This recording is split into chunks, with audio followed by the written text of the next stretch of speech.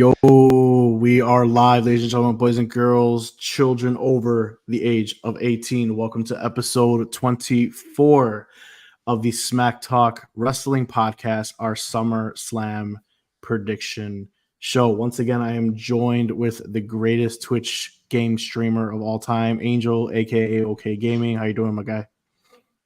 Good, we're good. Thanks for having me. Awesome. And then we're also joined with the other co-host, the king of the wrestling trolls, the Yugi master himself, Gonzo, aka Raising Personalities. What is going on, Yugi master? All hail. I spend all my money on comic books, so I can't afford a fan. So that's why I have a different setup today. Let's go. It looks good. You're bright, sexy, all good. All good in the hood. All right, guys. So once again, this is episode 24, Summerslam prediction show. But before we go on with the actual show, for first-time viewers, if you guys don't know what we do, what we're all about, this is a WWE podcast / live stream. We go live every Wednesday night, 9:30 p.m. Central Standard Time, and the Spotify. You can also listen on Spotify on Thursdays after we do the live recording. This episode, we got a lot to talk about. We're talking about NXT Great American Bash. We are talking about the SmackDown Tag Team Gauntlet. We're talking about the Wyatt Six, playing a little bit of Guess the Wrestler. And, of course, we will end the show, as always, with our SummerSlam predictions. We will actually be watching together, which will be pretty dope. I think last time we were at SummerSlam together was when we went there ourselves. 2 years ago now. That's right, which was a blast. Saw Brock Lesnar use, a tractor, lifting up the ring against Roman Reigns, which was pretty nuts. So that was one of the best shows I've ever been to. Thanks to these guys for my bachelor party. So thanks again, guys. A couple years later, it was dope. Great time. But all right. So without further ado, let's just get right into our show about. But before that, I introduced this day in wrestling history segment a couple weeks back, which I thought was pretty good. A lot of people actually liked. They were messaging me. So today, real quick, I know it's not WWE, but it's one of our favorite guys. It is AEW's Platinum Max Caster's birthday of, what it is, the Scissor Me Daddy Ass Team. It is his birthday. Happy birthday to our guy. But onto this wrestling history. So in 1988, WWF hosted an event called WrestleFest, which is actually pretty cool. I wish they still had that. It's a kind of a dope name. Notable matches where the Ultimate Warrior defeated Bobby the Brain Heenan with a sleeper hold in a loser wears a weasel suit match. I thought that was pretty interesting. Yeah, right? Yeah. And then Macho Man Randy Savage defeated Ted DiBiase to retain the WWF Championship at that point in time.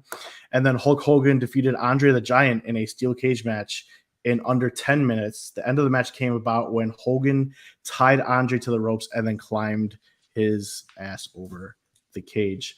Also, that was in Milwaukee, Wisconsin. That was one of the biggest fan attendance for WWF at that time at 25,866, which is also crazy because WWF is just going with, 70,000 people shows left and right. So thought that was pretty cool. What year was that again? That was in 1988 in Milwaukee, Wisconsin. Wasn't even born yet. Yep. One more year for me. In 2000, WCW Lance Storm became WCW's first triple champion ever when he defeated Chavo via submission for the WCW Cruiserweight Championship. At that same time, he held the U.S. title and the hardcore title for that company. And then WCW specifically? WCW specifically. He was the first. That was in 2000. WCW, wow. Okay. Yeah, that was first to tell. He was the only one to hold a belt, three title belts at one time. He was the first one to do it. In WCW. Just putting that out there. And then lastly, this one's a little more crazy, but this is the anniversary today of Rowdy Rodney Piper's untimely death. He died in 2015 on this day. So predominantly known in the Indies, he was a 2-time Mid-Atlantic heavyweight champion for those territory guys. He was an NWA Hollywood Wrestling. He was a 5-time American heavyweight champion. Match of the year in 1985, which was the first ever WrestleMania, versus Paul Orndorff, Hulk Hogan, and Mr. T. That was pretty cool. He's a two-time most hated wrestler of the year, one-time IC champ, and one-time WWF Tag Team Champions with Ric Flair, and 2005 Hall of Famer. And he was on an episode of Walker, Texas Ranger.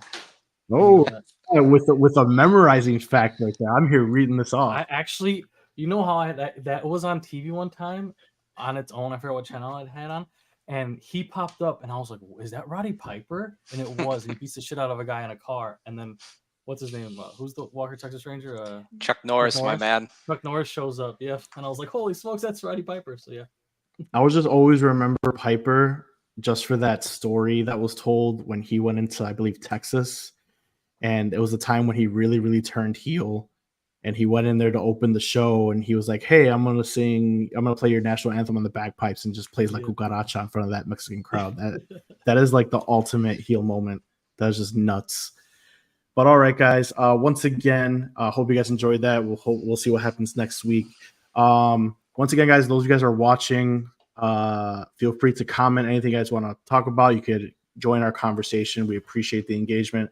All right, but moving on. NXT Great American Bash night 1 was last night. We had Unholy Union defeating Metal 4 to retain the Women's Tag Team Championships.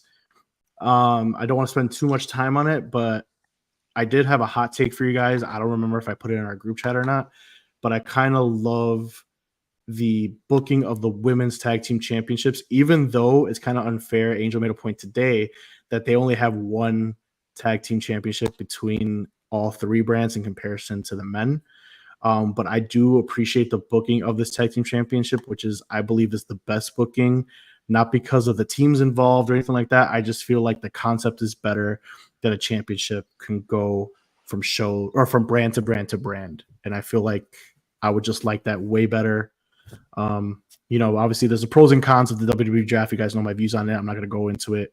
But what do you guys think of that match overall? Gonzo. I mean, I wasn't disappointed. Every time NXT is able to put something like this together, the match quality is typically there. And so the Unholy Union, versus the Meta 4, it was great to see. I don't know if that was a good placement to start it off first match of the night. I was thoroughly impressed, though. Angel, I don't know how you felt about that, because, again, was it 1 hour in total, right? It's a 2-hour show, or an hour and a half? Yeah. 2 hours, so... Bash is 2 weeks, so they got. It's a 2-week event, yeah. Here's another hot take. I believe this title match was better than the title match in Scotland when they took it from Bianca Belair and Jade Cargill. That's all I really have to say. I thought the match was very entertaining. I think the booking of the Women's Tag Team Championship is great. They have feuds on every show, people calling them out. They're defending championships. They're getting called out by Jade Cargill and Bianca Belair on SmackDown. They're getting called out on Raw by Sonya Deville's new little faction, with Shayna Baszler and Zoe Stark. So there's people going after it, and it makes it important, and that's what I appreciate. You guys have anything you want to add on that? No, it was a good match. I'm excited to see what they do with it. I don't know. Should WWE just go down to one set of tag team titles for the men, because they can't handle 3. They probably can't even handle 2. So I don't know. This little idea of just one set that everyone can fight for, and whenever a group of a tag team or a faction needs to, or they're getting a push or whatever, they could just go to that show, or whoever needs the titles. I mean, it seems to work in this situation. But the girls, or the women's, tag team division is just better overall. NXT, Raw, and SmackDown are better than the men's. So I think the problem with that is the bloodline has to go away at some point. They're too vocal to everything that goes on with WWE. And I mean, because the reality is, the reality is, you watch Monday Night Judgment Day, and you watch Friday Night SmackDown Bloodline. So the reality though is you literally have the champion that's on SmackDown, and they had to essentially ununify those tag titles finally. The Bloodline had those for a very long time.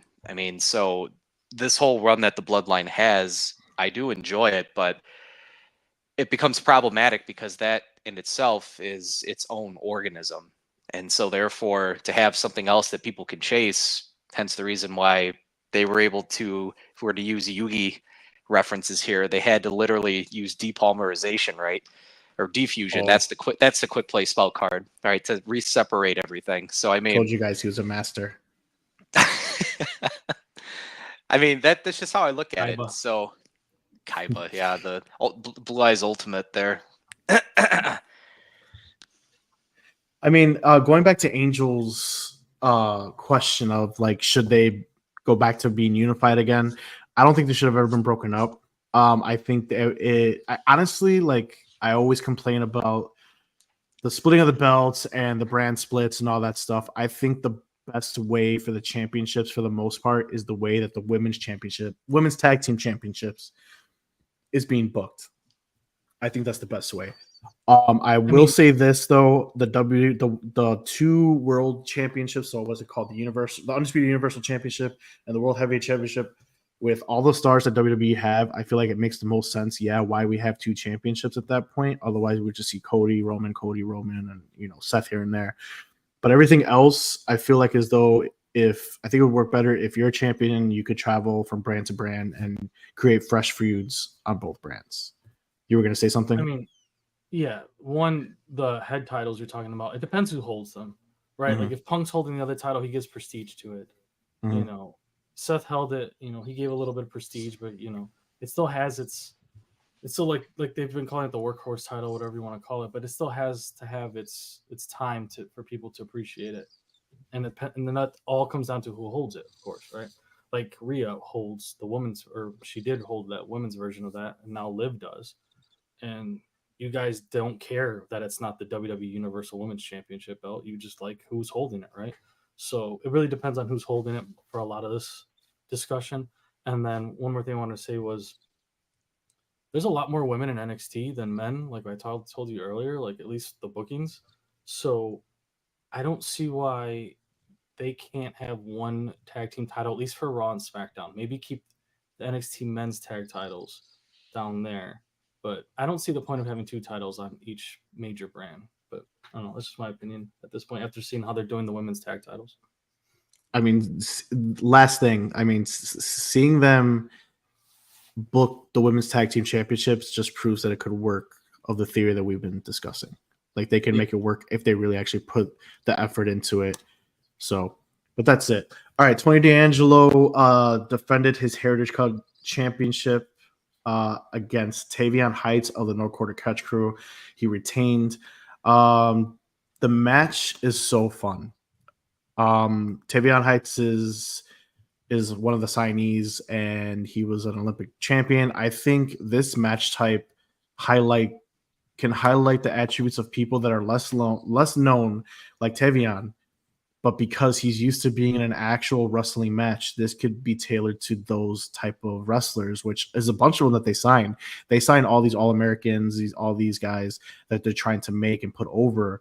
Just this match alone really put my attention to him because he put on a great match with, the Don Tony D, who is also an Olympian competitor. And I don't think he won anything, but I know he competed.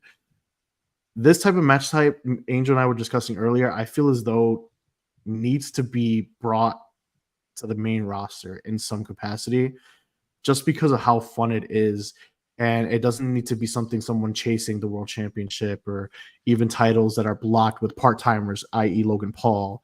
You know what I mean? One of these types that could be defended every single show, every single week. This is something I want to see more. But that's all I want to say on that. Angel or Gonzo, do you guys have any thoughts on that before we move on? I want to say something really quick about that match, or the match type specifically. One, it's always a fun match. Like it's like what Speed is supposed to be, but way more involved in storytelling. Because right now you have the family's always there in this corner, right? And then you have the No Quarter Catch Crew in their corner for this particular match. It really works well with factions because you have their corners. You know what I mean? It's like between each round, they get their boost. You can have interactions, you can have distractions, people interfering, so on and so forth. But just because they interfere on one part of the match, that doesn't mean it's over, right? Like we see so much with the Judgment Day or Bloodline. Oh, as soon as they come out and hit him with the ropes, oh, it's over now. Or the brass knuckles come out, it's over now. But with a match like this, you could still have that happen and see someone get pinned that you never see get pinned. Cody Rhodes, Roman Reigns, and That's a great point. Over. Yeah, you know what I mean. There's so many ways you can go with this type of match. Obviously, it's fairly new, but it's such a breath of fresh breath of fresh air. Yeah, breath of fresh air. Excuse me.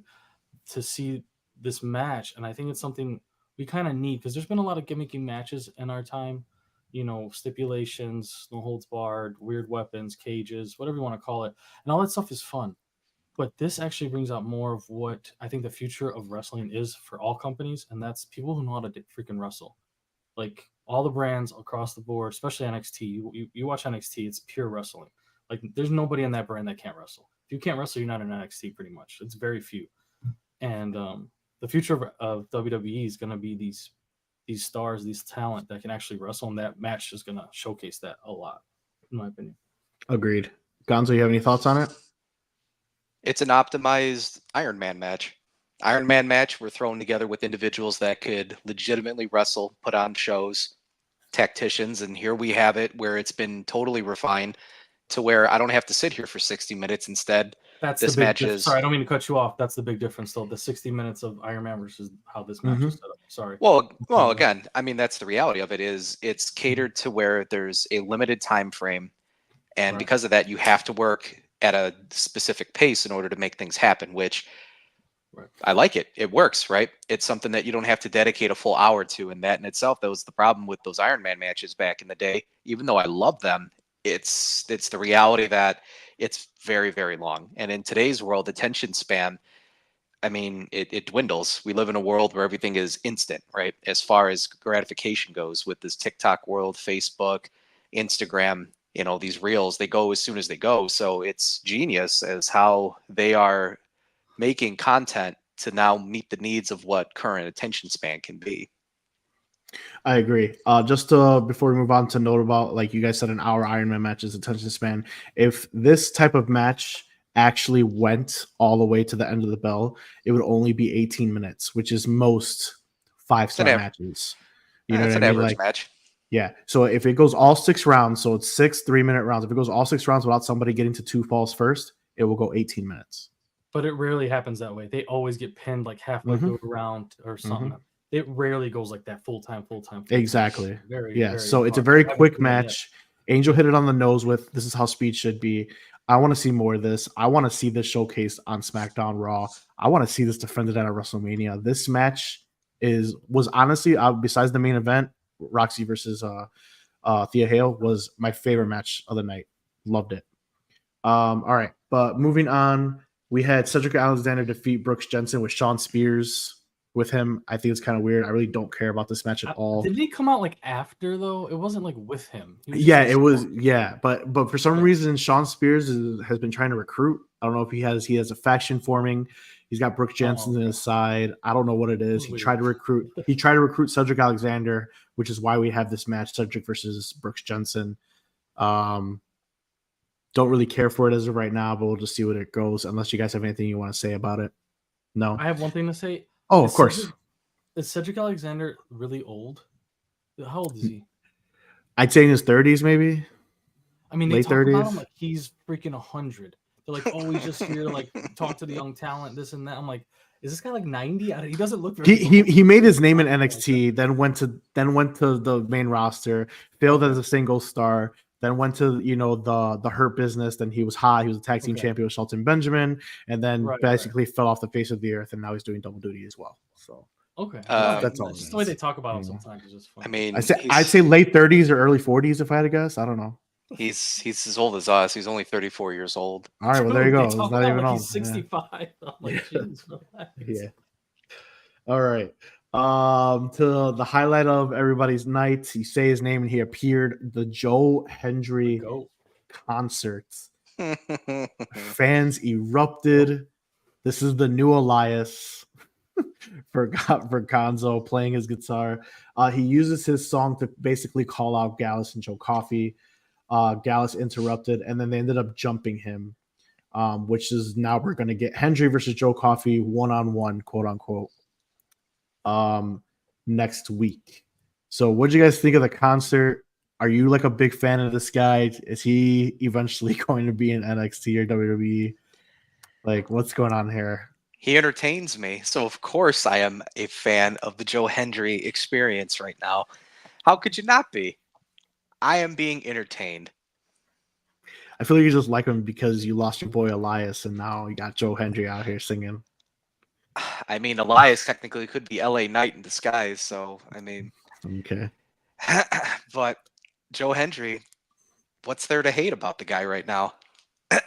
He is the most over using Elias's and Bo Dallas's gimmick combined. So if you're done, yeah, I am done. Go ahead. Yeah. Okay, sorry, I didn't want to cut. No. Yeah. You're good. So far the show, I don't want to cut people off. Dude, everything that guy does is just gold. I don't get it. He could talk to anybody in the locker room, and you're just like, this is hilarious. This is like him just talking to the girls, and then walking down that bright blue hallway. Hilarious. With the light, with the light shining, like he was just like, I'm just this godlike figure. Be like, you're welcome. Yeah, he's the Messiah. You know, like smokes. Like, dude, and he's on a show that he has nothing to do with. It's just amazing, and the way he just interacts with everybody, it's perfect. His song was hilarious. He brought up Booker T. I mean, he brought up freaking so many different random people. What's his name from the Patriot Lock dude, the guy that came out with the mustache? Dude, Zeb Coulter. Zeb Coulter, bro. Coulter. That's like, right. We the people. Dude, the most random references ever. The shit was hilarious. Everybody was singing all his songs, like, and then him getting his ass kicked was funny and great too. Like, he just pulls it off, dude. I don't know. Even his promo at the end when he was leaving the stadium, I thought it was great. This guy is awesome, and I feel bad for TNA because he's gonna get stolen. So everything about him, the Angels just said hits on the nose, and this is the one thing I did want to say. When he was leaving the building, he said he wants to prove that he belongs where the best are, and that is in NXT. If that doesn't shit on TNA, I thought that was just a terrible comment to make. Out of everything else he was doing gold, he was just like, yeah, basically, once my contract's up, guys, this is where I want to be, where the best are. And that's it. I'm just like, all right, man. He's bigger than TNA, bro. He's bigger than TNA. Listen to the adjective. Play. I really thought he was going to win the championship last week, and he didn't. I was kind of disappointed, but they gave it to Nick Nemeth. So they probably do know, but they're setting themselves up because they're allowing, like we said in episodes past, they're allowing their top stars going to NXT, and NXT is not reciprocating that. The only thing I could think of, so how this works, it's kind of like the loan system in European soccer, and I wonder if that's how this is working. We don't really know. We just call it a forbidden door or access or whatever, but we don't know the real deals that they make with each other. I swear WWE, NXT, whoever is sending a bag to TNA to get this guy over here as much as possible. Like, they must be paying TNA a boatload of money, and he must be wanting to come over here as well because he wants to spread his brand, of course. But I don't know. I mean, he's there every week now. He's in the freaking PLEs or whatever you want to call it, special event, and dude, he's just killing it. It's crazy. It is. I don't know. He's a future WWE star. There's no doubt in my mind. The moment that contract's up in TNA, he's gone. He's like, they already know me. They already know I'm over. There's no doubt in my mind. This guy doesn't even need to go to NXT. You put him on Raw or SmackDown, and his name and his song plays, that whole crowd of 30,000 is gonna go nuts, regardless. 1,000%. There's no doubt in my mind. It's just unfortunate that he's wrestling in front of TNA 4,000 people crowds, and I hope he was able to boost TNA because they deserve to be boosted with their own work. But yeah, what you're saying is right. There's no doubt in my mind that if he shows up at SummerSlam, hypothetically, like that whole crowd in Cleveland Stadium is just gonna erupt. It'll be the loudest pop ever. But 100%. All right. If nothing else, we had Jada Parker defeat Kendall Gray. Don't really care about the match, but I do want to make note that Kendall Gray is the only other NIL signee that has been featured on NXT television besides Obafemi. So NIL is the next in line. They're signing those college athletes. Obafemi, obviously the biggest star out of there, but she's the only other one that is getting significant time despite her L. So I just want to make note of that for you guys. Maybe that's something we need to watch out for because she's the only other one. We had Jasmine Nix, JC Jane, Fallon Henley defeat Angels Girl Sol Ruka, Lola Vice, and Carmen Petrovic. And then we had All the girls Roxanne. in NXT. I don't know why Sol Ruka is the one you say. Like I like so many girls in NXT, and Sol's never been brought up once by me. But okay. And then the main event of night one, we had Roxanne Perez defeat Thea Hale, which I was kind of shocked, to be honest, to retain the NXT Women's Championship in the match of the night, in my opinion. Why do you want Roxy to lose so much? It's like every time she has a match now, it's like, I'm shocked she wins. You say that consistently. Why? I'm shocked, man. Talk to us. Talk to us. She's held it for X amount of time. All right. Thea Hale has been over for a year. She should have won last year at the Great American Bash, but she lost. I thought this year was going to be, the story was there of her 1 year redemption, and it didn't happen. That's why. It was long-term storytelling. I thought Thea Hale, it was time to bring it for Chase U. Chase U has been in such disarray for about a year and a half with Chase's gambling problems that put the university in debt and all that stuff. Thea Hale was almost going to defect and turn heel. Like from that year, from where she lost last year at the Great American Bash to now, I thought now is the time. Roxanne Perez can absolutely take an L. She's so over. She's the best by far on that brand. I thought now was the time. And I thought Thea Hale, this was the redemption story, and it just didn't happen. So I was like, oh, damn. All right, well, there's that.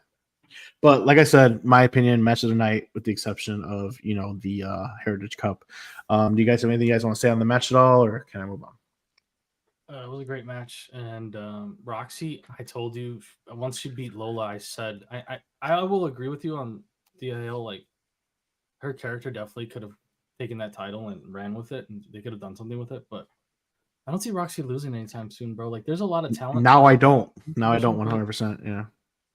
But I don't know if anybody's enough to get over on Roxy. I'm looking at the lineup right now. Even that six women tag match. Like, I'm looking. She already beat Lola. Petrovic. No. Like, who's gonna beat her? It's not gonna be Meechin. I mean, after last night's match, I mean, Angel could be 100% right. I really thought that of all the people right now, it would have been. It honestly should have been Thea Hale, but whatever. But after the match, she tweeted out at the new signees. They signed a bunch of indie women stars, and she tweeted out basically talking smack to all of them. So I mean, I could definitely see one of the new signees coming and getting thrusted into the main title picture right away. I mean, it's not uncommon, especially in NXT. I mean, we saw Ethan Page get signed and got the title in 38 days. So we'll see what happens with that. But just a quick preview of next week before we move on. So next week we got the NXT Women's North American Championship, Kalani versus Tatum Paxley. That's Gonzo's girl right there. He loves Tatum Paxley. So then we got Joe Hendry facing Joe Coffey. The NXT Tag Team Championships are on the line. Axiom and Frazier defending against MSK. They used to be a tag team in NXT, and then of course, Zachary Wentz had his, personal stuff, and he got fired. But they are back together. He's from TNA, so MSK versus Axiom and Frazier for the NXT Championships. They're taking it, by the way. Trick Williams versus Pete Dunne, who is now Pete Dunne is on the show now. God, who's now on like 5 shows, dude. Who's now taking the Meechin role. Yeah, but Pete Dunne also produces a lot of these episodes as well in segments. He does. He does a lot of stuff. Because he's in every. Well, he's doing it, making himself indispensable because he's about to just be thrown off TV after he gets the Meechin treatment of wrestling on every show possible. So yeah, but I mean, if he does behind the scenes stuff, it makes him very valuable. So because once I found that out, have a point. He might be at every taping, so they're just like, "Fuck it, you just throw him in there for half this shit that we got to do." Like when they have gaps, like I'll tell you, he's in Speed, so they probably go like, "Oh, what the fuck are we gonna put in here? Oh, throw him in there, like fuck it." Speed. All right. So yeah, once again, that's next week. Trick Williams versus Pete Dunne. Man, before we move on, Trick Williams, man. I mean, the fall off. It's just has to be studied. Yeah. It's just crazy to me. That's all I have to say. I'm not going to go into detail, but the fall off of Trick Williams right now. I mean, yeah, he's still over. They're still chanting with that trick, but now you're fighting Pete Dunne, who basically they don't have any idea for, and now it seems as though they don't have any idea for Trick Williams now. It's like, where's the creative direction? But sounds like Justin Fields. Hey, Justin Fields out here throwing dimes, man. Anyway, And lastly, NXT Championship, Ethan Page versus Oro Mensa. They finally get their hands on each other. Oh, wait, thumbs down. Okay, it was gonna be quick, but You give a shit Angel about you give a shit Oro about. Mensa, yo, metaphor, son, metaphor, bro. Okay, are we done? He's Can we move pinned him on? 1, 2, 3. You don't hear the chance? Right, but I have a question for you. If we can move on from this title Absolutely. Go ahead. match, you've been saying that NXT does the same shit AEW does. Can you elaborate just a little bit? As far as You just say NXT does the exact same, or not exact, but does many things AEW does, but AEW gets screwed or crapped on, shit on, and NXT is praised for it. What are those things? oh, you mean like for my comment from last week? Yeah, Wow, a lot of things. Number one, I mean, tag team championships, either being locked up or just going from one team to another. What's up, River Dog? Thank you for joining. There's just a whole bunch of stuff right now, dude. The match types, the match lengths. I mean, the quick feuds. Sometimes the backstage little pre-recorded low budget promos, but yet AEW gets shitted on it. Trick Williams, I mean, his fall off right now, everyone's still saying whoop that trick, but when another person loses the title in the other one, it's like, oh, look at the terrible booking. Where'd he go? This and that. Like when MJF actually had a legitimate injury, that's why he was gone. You know what I mean? It's just like, I don't see anybody talking shit about Trick Williams except on our show, to be honest. You know what I mean? It's just all that stuff. No, I just wanted to bring it up a little bit because you said it, but I didn't really get to ever ask you like how. No, yeah, of course, it's fine. And then Ethan highlights of AEW. I don't get to watch it like I used to, unfortunately. So no, you're good. And then Ethan Page right now. Ethan Page came in, got a title. Someone comes into AEW, gets a title. It's like, oh, where's the direction? How does he get a championship? And then let's look at this match next week. You just gave it a thumbs down. Ethan Page versus Oro Mensa. You know what I mean? No, it's Oro Mensa more that I'm. It's not Ethan. It's Oro. No. I'm saying just the person that he's facing. His title defense against Oro Mensa on a regular show. It's like, okay, John Moxley defenses against a guy that's like low. It's like, yo, what the hell? When Hook got his championship match. Yeah, it's the Great American Bash. So you should have someone. I agree. And then when Hook got his title shot, who was essentially at that point in time undefeated and deserved the title shot, they were put in. Who was it? The learning tree. The Maharaja, who got a title shot on Raw, and who didn't win a match for 2 years, I might add.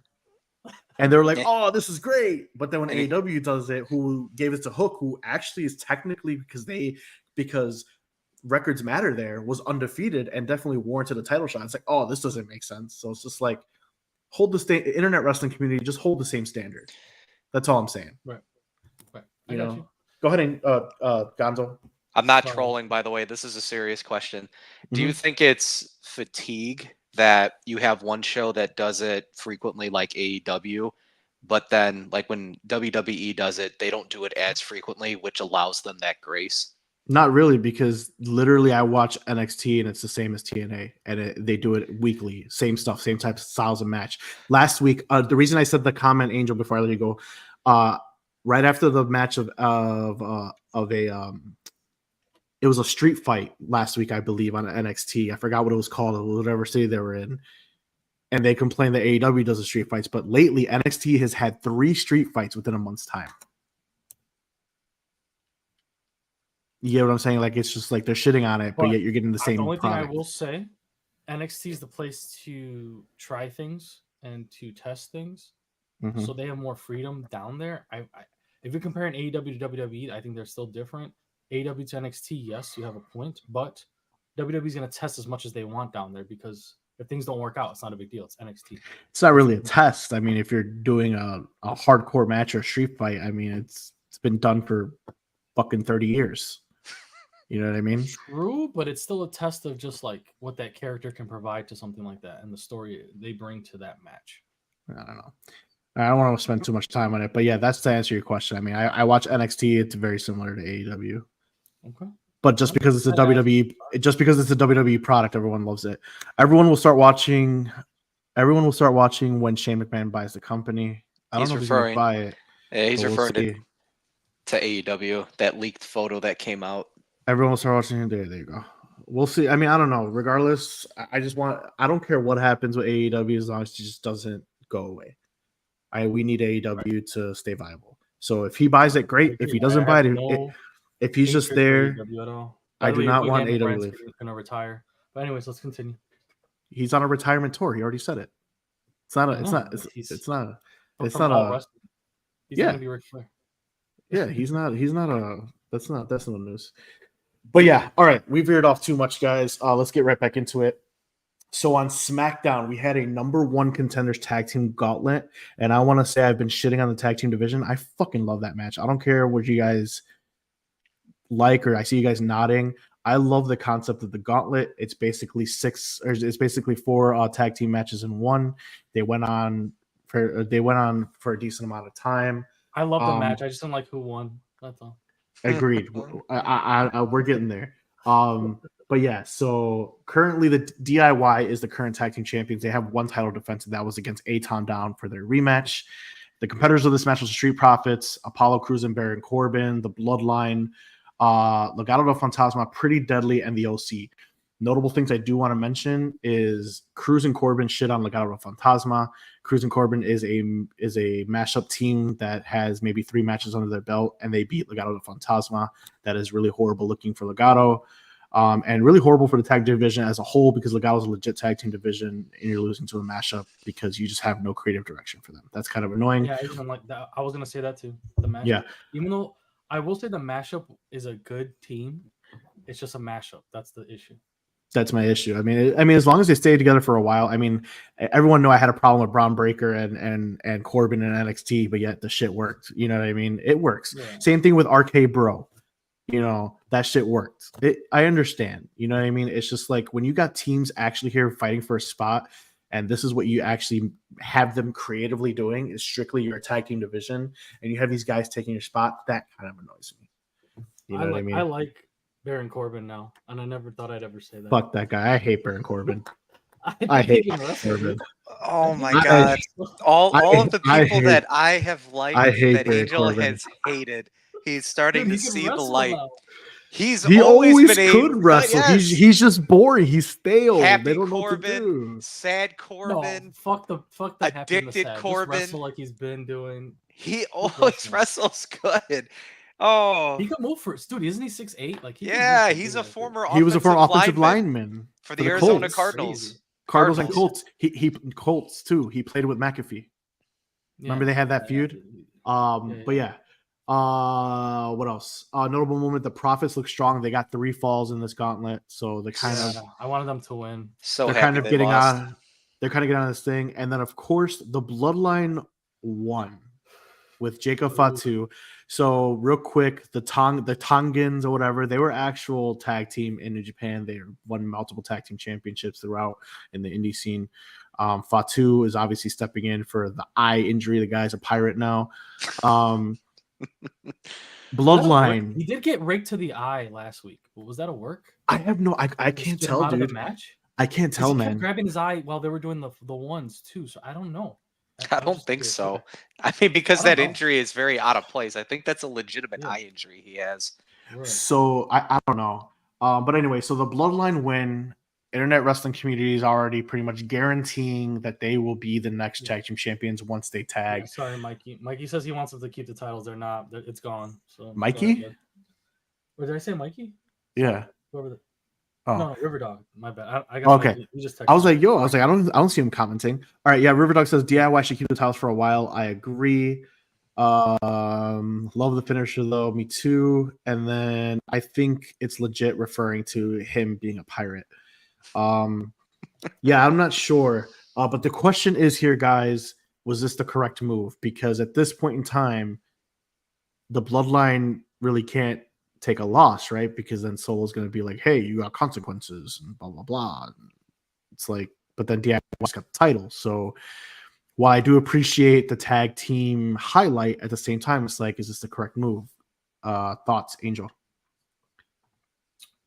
What's the correct move? For Bloodline to win? No, I said, what's the correct move? Yeah. What is the correct move here? For next week? I mean, like, was this the correct move? The Bloodline winning the tag and becoming the number one contenders and presumably becoming presumably coming the tag team champions. No, because you're devaluing the rest of the tag teams in SmackDown. I'm sorry, but you are. Like, I get it that Jacob Fatu can't lose. That's fine, but then maybe you shouldn't have put him in the match. So DIY is a face team. Title, yeah, so DIY is a face team. So it's not like they're gonna win by heel tactics. So if they're gonna win, it's gonna be a legit an actual clean win, and that can't happen against that can't happen against the Bloodline. Are we right? Like that can't happen right now. So then the Bloodline will not be losing anytime soon. So you're going to have, I guess, because your boy Solo's going to lose on Saturday, they have to have some gold. Did you say Solo? Say his name and he appears. So yeah, say his name and he's going to lose on Saturday. But yeah, they're not losing anytime soon. I guess that's the gold they're going to hold because, what else are they going to get? The U.S. title? Your boy don't even show up. So. Yeah, I don't know. Gonzo, do you have any thoughts on this before I rip it to shreds? I am very upset that Happy Corbin unfortunately got bounced after his first round of Gauntlet going. I figured they'd allow him to go. Hey, they gotta win. They gotta win, man. I'm greedy. I'm greedy. I wanted at least 2 wins to really showcase. And unfortunately, here we go with the Street Profits. They came out. I said, well, they're going to go all the way to the final bout and go against the Bloodline and lose. Because as soon as I seen that, that's what I predicted. And sure enough, that's what we got, right? You had the injured Montez Ford holding his knee. He's tired. He's all these things. And you're already seeing Jacob Fatu going through DIY, smashing people left and right. So you already have in the crowd's mind that Jacob Fatu can take out the tag champions all by himself. He doesn't even need an extra body. So the tag champions are already, in my eyes, they're underdogs now going into this match regardless. So with that being said, is this the right move to move forward with doing it? Maybe it was a last-second pivot because, again, Captain Jack Sparrow with the missing eye, maybe you don't have Jacob Fatu in this match, right? So it adds a little bit more credibility to things. But see, here's the thing. I don't like either way. I don't like the Street Profits. I haven't. Even months and months and months ago, I just don't like them. So the fact that they took out my boy, Happy Corbin, I'm already salty. So here's my payback, and I get the Bloodline coming in where do they need to be there? No, they don't need to be there. But now in order to make sure that the Street Profits don't advance, I'm all for it now. But that's just me. That's me, the fan, speaking. I'm not trying to sit here and say is this the best booking opportunity. No, I'm not saying that. This is me, the fan. I like the fact that the Street Profits did not advance. So that's just me being, Well, they're coming at you. Not liking the Street Profits is diabolical work. Shaking my head. I agree 1,000,000%. This Street guy. Profits put in so much work. They're there every week. They put on crazy matches. They get their ass kicked a lot. Dude, that's nuts to me, man. I don't know. I mean, obviously you like who you like. I'm not gonna jump down your neck, but I'm just saying, man, like, wow. I don't know. And then they're still coming at you. No one has ever said my boy and Happy Corbin in the same sentence. Agreed. So I'm just saying. It's a good wrestler. He is a good wrestler. He's just a stale character as always. They don't know what to do with him, but I digress. Anyway, so you guys already know my stance on the tag team division, how it's poorly booked, how the titles change hands. However, me going every week and shitting on the tag team division is kind of unfair because I was kind of reflecting today when I was watching some old wrestling, and that happened all the time when we were growing up between the Dudleys, Edge and Christian, and Hardys. They would hold it for a few weeks and give it to each other. So at this point in time, I'm not really mad at it anymore as far as the tag team championships changing so quickly. I'm just mad at now who won, because presumably the Bloodline is basically intended to win the championships, and are they going to have another stranglehold for a year plus like the Usos did on the SmackDown tag team division? That's the only thing I'm worried about. Spoiler alert. If potential spoiler alert, I'm sorry, not an actual spoiler. It's not like I know the outcome. The only thing I could think of to have the saving grace for DIY is this match has not been announced as to when it's going to happen. I don't know if it's going to be next week. I don't know if it's going to be in 2 weeks. Friday. Is it going to be Friday? This Friday? Friday. Yeah, I'm pretty sure they said Friday. Oh, Yeah, then forget my take. I was gonna say after SummerSlam, if Roman Reigns does return, maybe he would. Oh, well, then I don't know. Let me look up the card for Friday, but I'm pretty sure you could be 100% right. I might have missed it. I thought it was like, oh, they're now the number one contenders. Didn't know. I was gonna say the only saving grace is that if Roman Reigns does come back, then his new bloodline might interfere and cost him a match. But if it happens this Friday, then nope, that's not happening. So that was my only saving grace for it. Yep, Friday on Fox. All right, well, there goes that. So I really don't know what they're doing here, and if the Bloodline wins, I think it's just a bad move because they don't need it.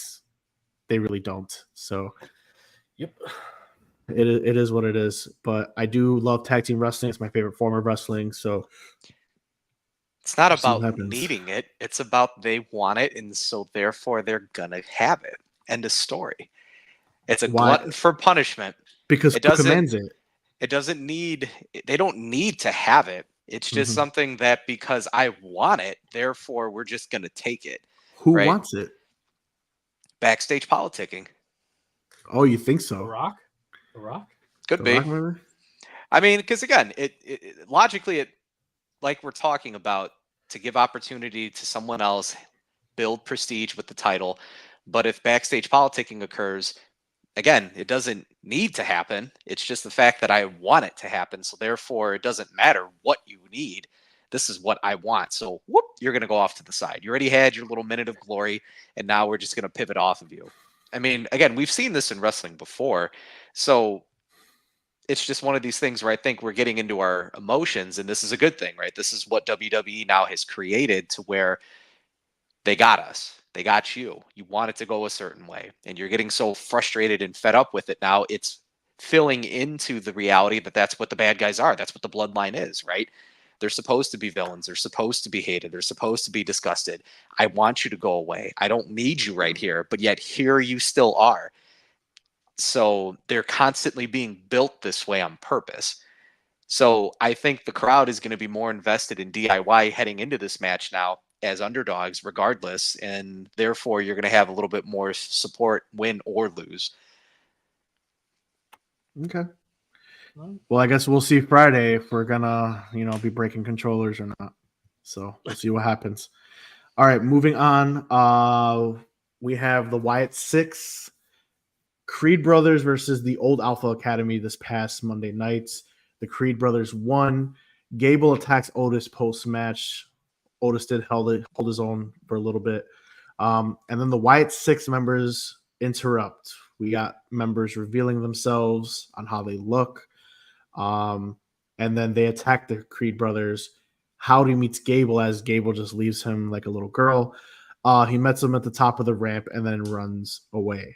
All this leading up to the Wyatt Six finally making their in-ring debut next Monday Night Raw against the new Alpha Academy. Trios match. That's an AEW. It's called a 6-man tag here. But we're having a 6-man tag. I have 2 questions for you both. Number 1, is it too early for their match, or is it finally okay to happen? Should have it been done at like a PLE? And number 2, are we actually going to get a true match, or are we going to get a cinematic type thing within the ring? You'll get cinema naturally to introduce them, but the fact that you had these characters unveil themselves when they got to the ring, there's no cinema. There's no cinema there, right?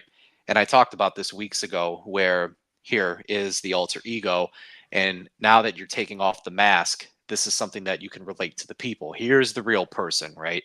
And so it's grounded in the sense of human, but you're doing a lot of things that are very questionable. That's where the balance is. I like this. Had they wrestled with those masks on and done all their little moves, I would have issue with that. But the fact that they unveiled the mask, that in itself is setting this up to where you can, again, see the person behind it. Like Dexter Lumis, his character and his look, great. He literally looks like Manson from back in the day, the serial killer, just with, the cult leader and everything. So their look with the heads and the costume are great. Now the unveiling, you get to see the person and the emotional expressions behind it. It just further adds to it. And I love Joe Gacy. So, I mean, unfortunately, he almost ruined their spot because that rock bottom that he did, he almost messed that up a little bit. But you're going to get a real match if this is in fact something that does occur this coming Raw. Oh, it's made official. It's happening. It's official. Yeah. It was official because Gable found the true identity of them. So that's what I was going to bring up. Adam Pearce kind of brings them down to earth because Chad finds out who they are. He's doing everybody's job. And Adam Pearce goes, yeah, I know. They're under contract. Like, they're not some entity that doesn't exist in the WWE realm. Adam Pearce makes them like, no, yeah, they're here. Bo Dallas's appearances. So they're now coming down to earth. And they still have their cool, mysterious side of them, but now they're actually going to be in the ring. And they've done it in a way where other people in the locker room don't see them as like, oh, they're just these wicked people that aren't supposed to be here. No, they got matches. They're under contract. They're going to perform. So we'll see what happens. Yeah, and I really like it. I mean, we spent weeks past where we're trying to predict how this is going to translate in ring, if they're going to fall into, Bray Wyatt's realm of things as far as overthinking. Right now, I feel like everything's just been absolutely perfect. We go week after week saying, oh, how's this going to translate? How's this going to happen? I'm scared. We're nervous how this is going to play out. Right now, I feel like everything's perfect. Them revealing themselves, whether in ring, when they're about to put a beat down on the new Alpha Academy. I think all of it has just been done perfectly, and now I really have no worries as far as how it's gonna go in ring. As long as they don't start bringing in gigantic little hammers and shit in the match, and we just actually have a wrestling match on Monday, that'd be cool. Yeah, like that's what I mean as far as like cinema theatric type deals. I don't want to see smoke comes up and then I pull out this hammer out of my bag and it's like a giant choke. I don't want to see that. I want them showcased and Toon Dark Magician or some shit. Yeah, you know what I mean. Magical mallet. You know what I mean. Like I don't want to see the mallet references tonight. You know what I mean? Jesus. Hey, bro, we're just trying to promote you. You know what I'm saying? Like that's all we're trying to do. But yeah, that's just what I don't want to see. That's just what I don't want to see. So I'm happy about it. I'm really looking forward to the match. I want the story to progress on how Chad Gable's just absolutely petrified by them. But I thought they would get like a little more as far as teasing when they're gonna come, maybe like a PLE. I don't know if maybe Monday Night Raw is the right time, but then at the same time, it could be the right time because we get the VHS tapes all the time. Like, I don't feel anything towards that. I'm just glad to see that they're getting a match. I think them getting in the ring on a Raw, it makes sense because a PLE, they don't really have anything going on enough yet. Like their entrances are cool, the way they attack is cool, but are they PLE deserving? I don't know. Like just to get their entrance and then they blow out the lamp. Like, I don't know. You know what I'm saying? Like, and then the match itself, do we want to see them wrestling on a PLE right away? They haven't even had a match together yet. I think kind of seeing them on Raw isn't a bad idea in my opinion. It's not. I agree. And I think the PLE that will be deserving would be the eventual match between Bill Dallas and Chad Gable himself. So maybe bad blood, maybe later, but that's what eventually I feel like that's what's big heads of that rivalry. Yeah, of course. So, all right, guys, if you don't have anything else, we are going to play a little Guess the Wrestler, and then we will finish the show with our SummerSlam predictions. So we appreciate you guys tuning in. We're 54 minutes in. Thank you for staying. Thank you for the engagement. And now we're going to have a little fun. Hopefully I get to stump these two jokers. Mainly David. We just don't like David. But yeah, here we go. Guess the Wrestler has returned this week. There's my little image. It wasn't popping up. There we go. Guess the Wrestler. It will be Gonzo, who is 0-2-0 versus AOK Gaming 2-0-1. He is in first place. Leading the league in every category possible. So whenever you guys are ready, you guys know the rules, and we will count you off. Who's first, me? You guys can decide. Gonzo, do you care? Nah, doesn't matter. All right, you know what? Let me explain the rules real quick. So once again, guys, I'm sure you guys seen this game before. It's usually someone just presenting to another person. But we have 3 hosts on this show, so we make this a competition. It's Gonzo versus Angel. If one of them guess, they will be able to present to me and whoever loses. If they both draw, they have a rematch next week, and I will present them one more time. So once again, guys, we're going to have 90 seconds instead of a minute like it's normally played. You will either ask a question or make a guess. And are you guys ready to play Guess the Wrestler? I guess I'll go first. All right, Angel, in 3, 2, 1, go. Are they active? No. Did they wear trunks as their ring gear? No. Did they ever hold the WWE title? Yes. Are they a male? Yes. Did they wrestle with a faction or tag team? Yes. Did they have a submission as their finisher? Yes. One of them, by the way, I'm just going to add that. One of their finishers is a submission. Man, is it CM Punk? No. Are they part of the Attitude Era? Yes. Currently active? They're not active. They're not active. I'm sorry. Oh shit, I put no. Okay. They're not active from the Attitude Era. You're Chris 1 minute in. No, it's not Chris Jericho. Gonzo. It's not my question. Oh. Are they part of the Radicals? No. 15 seconds. Wow. Is it? Oh my god, I can't think of it. Wow. Did they hold the WCW title? The World Championship? Yes. Yeah. Kurt Angle. No. All right. Booker T? No, you both get one more guess. You did not guess the championship. I'm going to give you this, though. So this person did hold the WCW championship. However, it was held in WWE. That was post. They bought it post WCW. Angel gets to go first. So you get one. Here, I'll even give you this. And this is an easy person. Well, at least I thought. But it is, I'm going to give you a question and a guess. All right. So you can get one more question.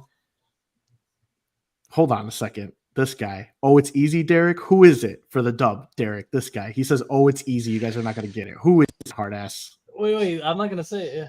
Who is it? Who is it? Who is it, Derek? It's Nature Boy. Oh my God, you did not get it. All right. Yeah. So I'm going to give you guys one extra question and one guess, both. Extra question. And a guess. I'll give Have you to be. Ugh.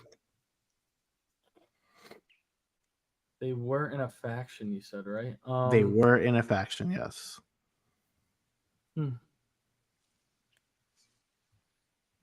Wow.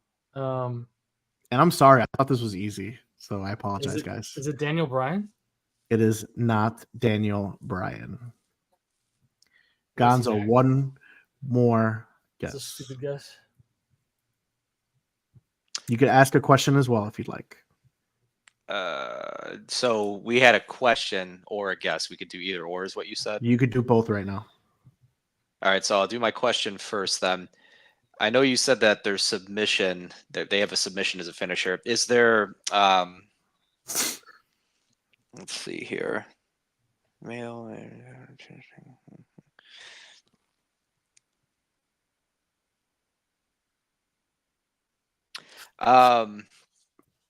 Do they have long hair? Yes. God. This is interesting. WCW and a WWE champion, huh? But remember, he only held the WCW championship in WWF or E. This was post WCW. He held that title. Yeah. Well, I guess my wrestler is gonna be, and they're in the Attitude Era. I remember you saying that. Oh my god, you're taking so much time. Hey man, I don't have a win yet, so I'm gonna be winless here in a second, or I'm gonna just get another tie. God. Make a say a guess. name. God damn, say his name and he will appear for you. Oh Yeah. my god. Test. I'll say Test. Why not? Test. I don't think has ever held a championship, but whatever. Edge? All right, so this person is a 7-time collectively. So that's WWE World Heavyweight Championship and a WCW champion 7 times. He's a WWF Hardcore champion. He is a 6-time tag team champion. He's a 1-time WCW tag team champion. Once again, that was in WWF. 2007 Royal Rumble winner, class of 2022 Hall of Fame class. He is none other than The Undertaker. Congratulations. So the triangle choke is what you went with when we asked if he has a finisher? Yeah. It's a finish. He finished them. He finished it with the triangle. That's why I wanted to say, because I knew you guys were going to veer off, and I was like, I want to let you know it is part of his finisher, but not his main. God, And it's called Hell's Gate, not the fucking triangle choke. Oh It's yeah, a there you go. fucking triangle Hell's Gate. choke. I don't give a shit. Yeah, I really thought that was an easy one. I really did. I guess not. I guess it's harder Dude, than he it didn't is. do that fucking move until he turned like 75 years old. Still God. used it. It still counts. Well, part of me wanted to say Chris Benoit just because of the I was going to submission. say Chris never- Benoit too, but I was would like, never there's no way choose he's gonna him. say- I would never Yeah, choose you him. wouldn't choose- So no. I was going to say But- Chris Benoit as well. Well, that's Yeah, why so- that's why I asked if they were part of the Radicals or whatever. I mean, because you had a Yeah. couple guys in there that had submission moves, but they could also end it with, another finisher too. Well, I'm sorry, guys. I really thought that was easy. I really did. He's one of the greatest of all time. I didn't expect it to be this hard, but the game is hard, I guess. You got to ask the right questions. But they will face each other once again. Gonzo is still winless. He is 0-2-1, so he doesn't have a 0-0-0 win record now. It's just slightly higher. And AOK Gaming is now 2-0-2, and they will have their rematch next week. Sorry again. Really am. I really thought that was it wasn't a guy that there's another guy I really wanted to take, but I knew you guys would have never gotten him. But I guess we'll have to see next week. So next week the rematch will take place. Sorry, guys. Sorry again. Oh, Taker. Yeah, the Undertaker. And then Derek thought it was obvious, this fucking guy. All right, moving on to the final segment, guys. This is the SummerSlam prediction show, and it is time to make our SummerSlam predictions. Gonzo, I have a request, though. So these guys don't know. Gonzo likes to take notes throughout this, and I know he has his handy-dandy notebook, just like Blue's Clues. I want Gonzo to now, from in forever, to actually track our win-loss record for PLEs. We've never done it before. We always guess. But if we're going to do a prediction show, let's just track them, man, and see who's really is the kingpin around here. All right. Do we have the king of the trolls? Do we have the king of gaming? Or the pro wrestling kingpin? So let's see. All right. So first match up, we have the one that I think everyone is most wants to see. We got Drew McIntyre versus CM Punk with the special guest referee Seth freaking Rollins. Gonzo, who wins, please? Oh, I'm biased. It's CM Punk. I don't even know how he's winning, but he's winning. Okay. Angel, your guess. CM Punk versus Drew crazy? McIntyre. I'm pretty sure this is CM Punk's first singles match on TV since joining WWE. Or am I incorrect? No, he got hurt. Remember? I mean, he had a sing. Right. What was the match that he got hurt in? Singles match. Oh, It was yeah, Royal you're Rumble. right. Yeah, you're right. Holy crap. It's his first singles match since coming back to WWE. Crazy. So who wins? My heart says CM Punk, but my brain wants Drew McIntyre to win just for the storyline. Right. Oh man, this is tough. I'm just gonna circle Drew McIntyre for you. Why? Don't do that. Don't do that. Don't do that. Because then you gotta scratch up. I'm gonna say CM Punk just because it's his first match, and Drew. Oh man, he's got to put him over. He has to, even though Drew's been putting everybody over lately. But all right. do it again. So these two got CM Punk. There's an added element once again. Seth Rollins is the special guest referee, and when he laid out his rules on Monday Night Raw, he said, "DQ, I don't know. It's referee's discretion. How long it takes him to count to 3, he doesn't know. It's his discretion. It's his discretion on everything, and I think he's going to play a bigger role than anything. And I think this feud does continue to bad blood in a Hell in a Cell, like I mentioned a weeks prior." And I think we get a no contest. I think nobody wins because of Seth freaking Rollins. So I'm getting a draw. That is my bold prediction. A draw. Hate it or love it. That's boring. So Okay. That it was is. boring. Yes, sir. On All to right, the next one. moving on. We got Bailey versus Nia Jax with Tiffy Time Money in the Bank in her corner. Angel, who wins? Nia Jax, it's just a better story. She deserves the title. Say that again. Okay. Nia Jax, it's a better story, and she deserves the title. Gonzo, should I ask you who wins or? Bailey. Bailey's gonna win. Oh, interesting. You're dropping your girl like that, just like that, after months of supporting her. That's right. I still support her, but Tiffy Time is gonna play a role in potentially costing her this match. Interesting. Okay. Nia Jax is winning in a landslide. I don't think it's anything close to Tiffy Time. I think we might have little teases here and there of her like, oh my God, should I? And then whatever. But ultimately, Nia Jax is like, no, sit down. So. No.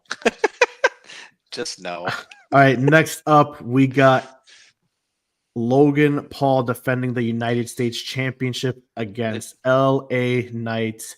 Yeah. Gonzo. Who wins? Oh, it's LA Knight. This should be a clean sweep for all of us. Angel. Really? Oh, Angel. Who wins? It should be LA Knight, but this Logan Paul seems like the only character he is the champion character.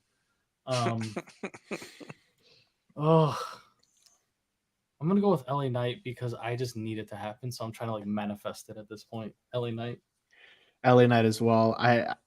It's get the part-time champions out of here, dude. I love Logan Paul's in ring, but he needs to commit. And LA Knight needs something finally, man. So LA Knight, clean sweep. All right, we got the Intercontinental Championship match. Sami Zayn defending against Braun Breaker. Angel, who wins this match? It's Braun Breaker. I mean, Sammy's already gotten away with how many weird ass wins that he shouldn't even have had. His time is up, and I don't know what more he can do to like squeak out another I barely survived, and I got a pinfall and a freaking hell of a kick out of nowhere. Like, I'm good. Braun Breaker. It's his time. Gonzo? I have to stay consistent with hating Sami Zayn, so it has to be Braun Breaker for me. Yeah. I think it's Braun Breaker as well, man. I think it's time. I can't. As much as I want to say Sami Zayn, this would be that time where I would get burned and Braun would win. So I have to remain consistent with my hate. Right. All right, then. A match that everyone is just absolutely waiting for. We got the Women's World Championship match. Liv defending against Mommy Rhea Ripley. Gonzo, who wins? This is going to be interesting. Liv Morgan wins. Okay. Angel, who wins? Liv Morgan as well. She's hungry, and everything's daisies right now for Rhea. She's got Dom back. Everything's going her way.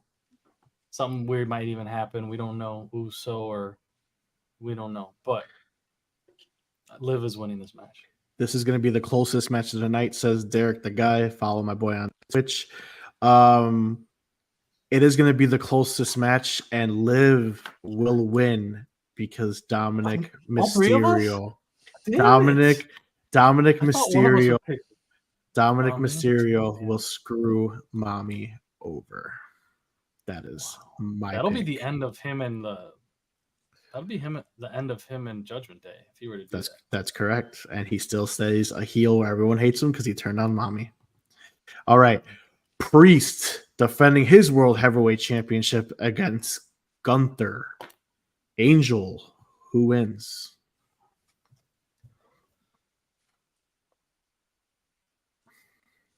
It's gonna be Gunther. And Damian new. deserves to keep the title.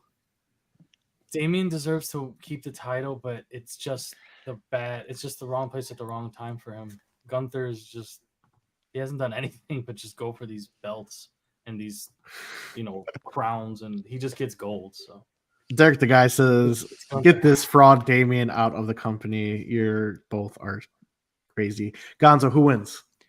I'm actually very taken back. I figured that Angel would pick El Trashion.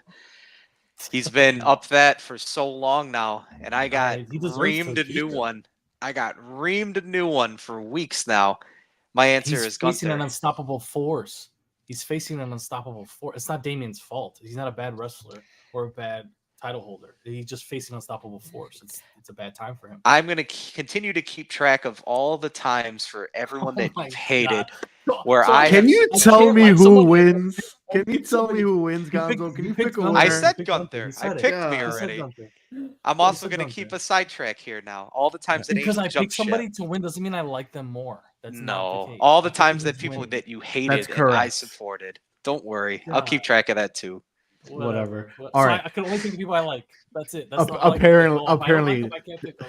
apparently, this guy's logic is just so out there. It's unreal. Pick Damian Priest. You won't. I am not picking Damian Priest. God, we suck as a group. We just picked the So same Gunther is winning, but once again, Judgment Day involvement. I believe Judgment Day implodes tonight. Finn Balor will cost Damian Priest the championship, setting up their feud. Gunther wins. What if Vinci comes out and costs Gunther this match? That would be amazing because I have his signed auto. So Yo, That would make- come out. that Oh would my make me God, so can I still happy. hurt? That would make me so happy. Yeah. I mean, let's entertain that real quick. Like, let's do That'd be fantasy awesome. booking here. Because Gunther's coming out there alone. He is, and the other guy, Ludwig, he's actually legitimately hurt. So I'm just from a storytelling perspective. From a wrestling card collector perspective, I have Vinci's freaking RPA, Selfish. which is like a rookie Pell auto. So yeah, need that to happen. I will say this: if somehow Damian pulls off this miracle, Gunther will be attacked by the Wyatt Six after they finish with Chad Gable. He has to lose. Ooh. Okay. All right. Final match, main event. There we go. Main event. Cody Rhodes defending the undisputed WWE Championship against Solo Sikoa. Like I even have to ask, who wins, Gonzo? It's Cody.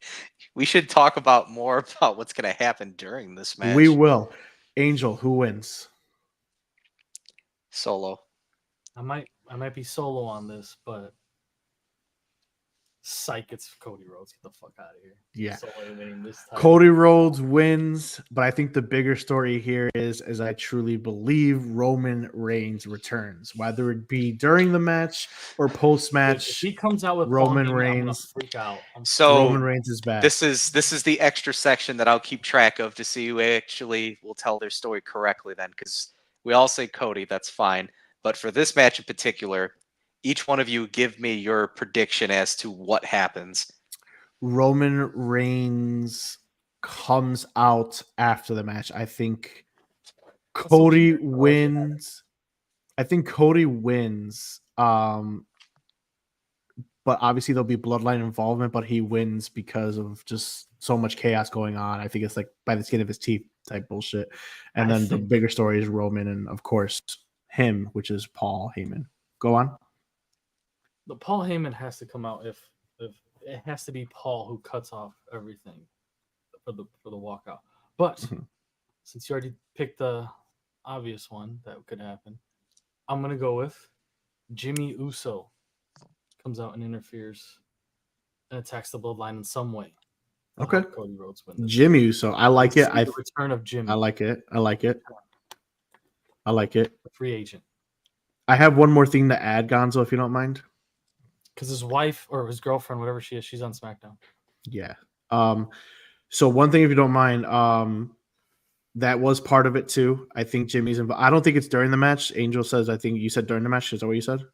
During during So I what think you He's said. returning after it's Jimmy I think- Uso, though. I so think maybe. Jimmy Uso and Hikuleo, because Hikuleo has signed with WWE. I think the new So the full bloodline, formation of the the full OG formation, and I think it's a big brawl. So the main thing is because that'd be bigger than WrestleMania almost, dude. if that ever Solo. happened. That's So well, crazy. you got to set up for Bloodline Wars, right? So Bloodline Wars would happen at Survivor Series, which is in November. We're already August. So you got August, September, Bloodline War October. Games. So you got August, September, and October to book or to get this feud going. I think it's like an all-out brawl. And Hikuleo has already been known that he signed, and I think he sides with Paul Heyman and Roman. Gonzo, your prediction? I mean, you guys did a lot of good ones here, that's for sure. Because Mhm. to create the atmosphere, KO is dead, Randy's dead, Jimmy is doing Free. whatever it is that he's doing, right? Free agency. He's technically dead, broken necks. Jay is wearing leather pants and boring And people to hitting on Rhea death with Ripley. super kicks. Yeah, and hitting on Rhea Ripley. So, I mean, Cody's going into this thing by himself. So I like the idea that Jimmy comes in and interferes somewhere during the middle of this match because you know there's going to be interference of some kind, right? You know, Has to typical be some help. bloodline ridiculousness. And no, I like that. If you can, for a moment, you're going to have Jimmy come out, help to interfere at some point. Jay will come with them. Why not? Jimmy and Jay. They both come to the aid because, That'd be again, dope. they're going to help balance, and it's going to come a lumberjack match at that point because you have the Bloodline 2.0 that's going to be out there. The lumberjacks are going to come out in the form of the original Usos, and it's going to get to a boiling point to where at the end of it, you're just going to have a tribal chief music hit, and it's going to freeze. It's going to That's gonna be freeze so sick. everything that's about to happen, and Cody's going to lose. He's Paul about Heyman. to lose, and that's when you're going to hear that music, and then everyone. And this time around, there's not going to be a botch. I guarantee you that. Whoever that previous sound person was, I'm sure, is no longer allowed anywhere near The the production Damien- truck. That's correct. That person is no longer allowed to hit buttons anymore. So they got a new person potentially to do this spot. And Roman is going to walk down that ramp ever so slowly. And that's all the time that's going to be needed for Cody to recover. And he's going to get his pinfall victory right there.